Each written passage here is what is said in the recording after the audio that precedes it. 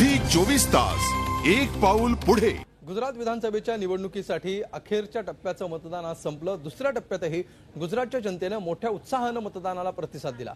अखेरच्या टप्प्यातही तब्बल 70% विक्रमी मतदान झालंय। दोन्ही टप्प्यांचं सरासरी 69% एवढं विक्रमी मतदान झालंय। 2002 आणि 2007च्या तुलनेत यंदा गुजरातची मतदानाची टक्केवारी जास्त आहे।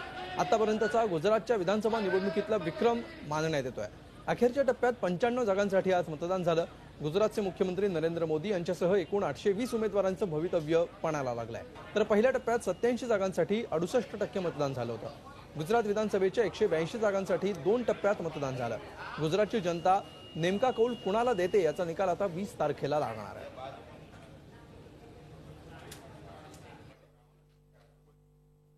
इस चुनाव में गुजरात की जनता हैट्रिक लगाएगी।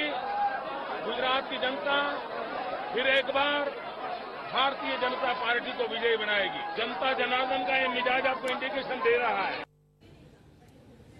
गुजरातमधल्या गेल्या विधानसभा निवडणुकांच्या मतदानाच्या टक्केवारीवर आपण एक नजर टाकूया।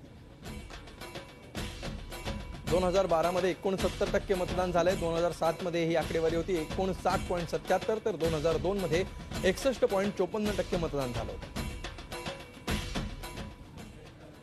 गुजरात विधानसभा निवडणुकीच्या अखेरच्या टप्प्याच्या मतदानाला मतदारांचा अभूतपूर्व प्रतिसाद मिळालाय। मतदानासाठी सकाळपासूनच मतदान घराबाहेर पडताना दिसले। मतदान केंद्रांबाहेर मतदारांच्या लांबच लांब रांगा लागलेल्या दिसल्या। गुजरातमध्ये थंडी असतानाही त्याचा मतदानावर कुठलाही परिणाम झालेला दिसला नाही। अनेक दिग्गज नेत्यांनीही सकाळीच मतदानाचा हक्क बजावला। झी 24 तास एक पाऊल पुढे।